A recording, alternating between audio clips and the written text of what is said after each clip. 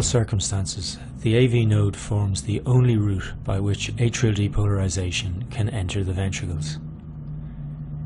In some individuals, however, an accessory conducting pathway connects the atria and ventricles. Many different types of accessory pathways exist. One of the commonest varieties directly connects atrial and ventricular myocardium.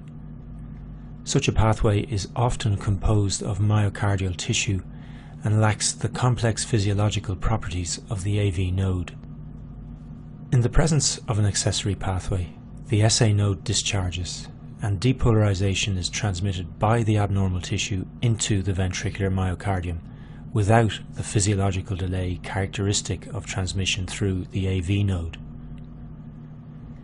Depolarization transmitted by the pathway spreads slowly outside the conducting system through a localized region of ventricular myocardium. Such early depolarization of a small portion of ventricular myocardium is termed pre-excitation. As this process is taking place, and following the usual physiological delay, the AV node allows the atrial depolarization wave to pass into the bundle of His. The great bulk of the ventricles is then depolarized by signal spreading in the conventional way through the branches of the conducting system. This wave eventually meets the accessory pathway mediated signal, and the two waves cancel each other out. Of themselves, these events have no clinical consequences, but can produce a number of findings on the resting ECG. Pre-excitation results in an early onset of the QRS complex. This is at the expense of the PR interval, which is consequently shortened.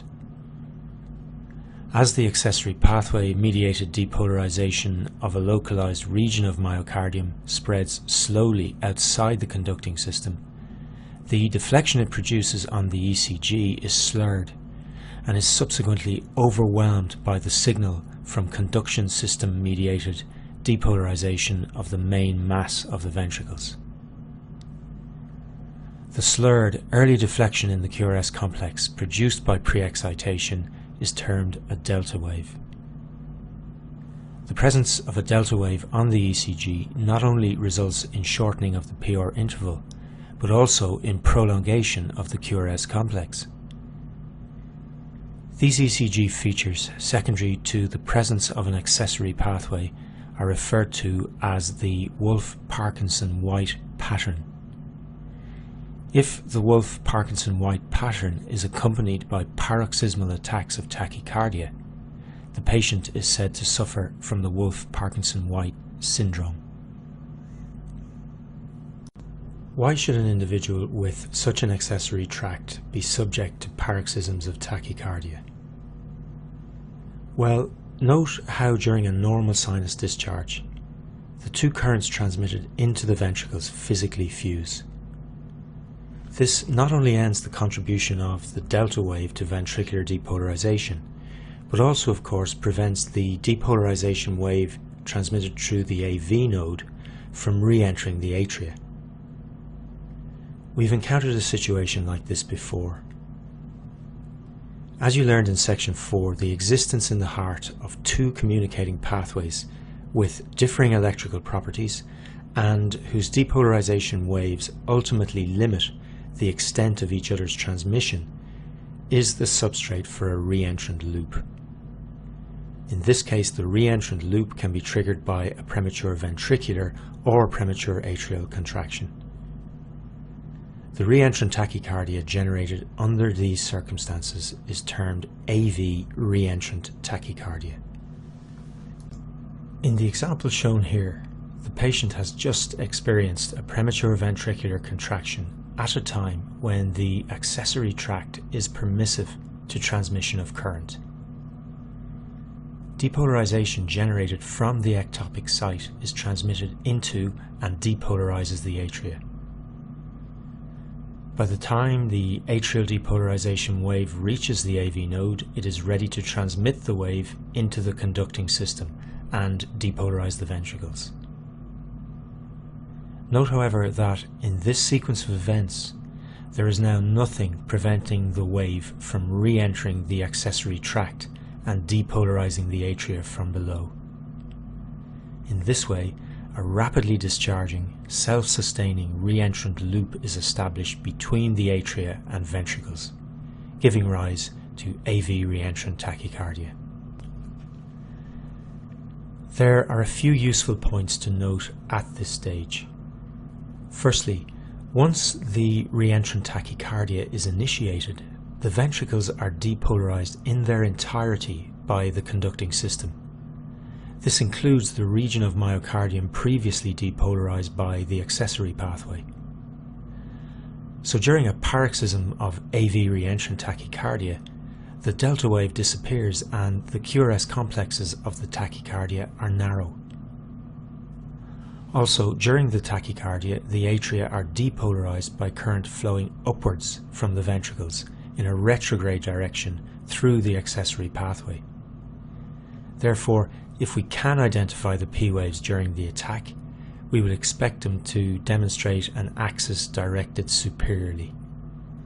That is, we would expect them to be negative in the inferior leads. One further point about the P waves which will come in very useful in practice is their distance from the preceding OR wave. At presentation, it may be difficult to distinguish AV re-entrant tachycardia from AVNRT. AV re-entrant tachycardia generally results in faster heart rates, but as shown here, this is not always the case. There is another clue which you can use to try and distinguish these two narrow complex arrhythmias.